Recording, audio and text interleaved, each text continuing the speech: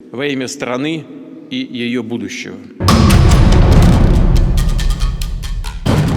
পশ্চিমাদের কাঁপিয়ে দিতে এবার প্রকাশ্যে রাশিয়ার চতুর্থ প্রজন্মের পারমাণবিক শক্তিচালিত আক্রমণাত্মক সাবমেরিন আরখানগেলস্ক।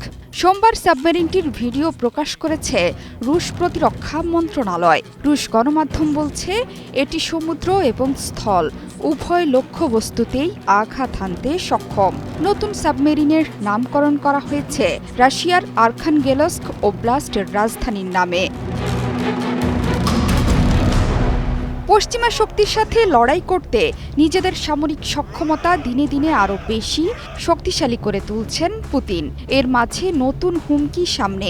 ভোটে জিতেই বরফে ঘেরা গ্রিনল্যান্ডকে কিনে নেয়ার হুমকি দিয়েছিলেন মার্কিন প্রেসিডেন্ট ডোনাল্ড ট্রাম্প। তার শপথের পর দ্বীপটিকে নিজের মুঠোয় আনতে ট্রাম্পের সেনা পাঠানো নিয়েও বাড়ছে উদ্বেগ। কেন গ্রিনল্যান্ডকে নিতে চাইছেন ট্রাম্প? এটি আমেরিকার সাথে সংযুক্তিতে কি বাধা আছে? এসব প্রশ্নই ঘুরপাক খাচ্ছে সবার মনে। গ্রিনল্যান্ডের কৌশলগত অবস্থান অত্যন্ত গুরুত্বপূর্ণ।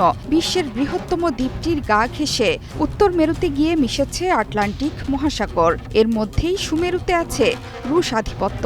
সেখান থেকে দ্রুত নিচে নেমে গ্রিনল্যান্ড দখল মস্কোর পক্ষে খুব কঠিন নয়। আর ঠিক এই আশঙ্কা থেকেই দ্বীপটিকে আমেরিকার সাথে মেলাতে ট্রাম্পের তোড়জোড়। যুক্তরাষ্ট্রের উত্তর অংশে গ্রিনল্যান্ডের অবস্থান।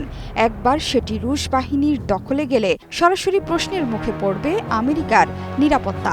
তখন খুব সহজেই পশ্চিম দিকের রাজধানী ওয়াশিংটন বা বাণিজ্য শহর নিউ ইয়র্ক চলে আসবে মস্কোর ক্ষেপণাস্ত্রের নিশানায়। সেই পরিস্থিতি নিয়েই রীতিমতো উদ্বিগ্ন ট্রাম্প। 1991 সালে সোভিয়েতের পতনের পর জিআইইউকে গ্যাপের উপর নজরদারি কমিয়ে দেয় আমেরিকা। ন্যাটোভুক্ত দেশগুলো তাদের সামরিক সরঞ্জাম নিয়ে ওই এলাকা থেকে সরে যায়। সম্ভাব্য রুশ আক্রমণের আশঙ্কা একেবারে কমে যাওয়ায় এই সিদ্ধান্ত নেয় পেন্টাগন। রাশিয়ার উত্তরাংশে পুরো বরফের চাদরে ঢাকা সুমেরু। সেখান থেকে মস্কোর ওপর আক্রমণ চালানো সম্ভব নয়। কিন্তু বিগত কয়েক বছরে মেরুর বরফ ধীরে ধীরে গলে যাওয়ায় পরিস্থিতি এখন ভিন্ন।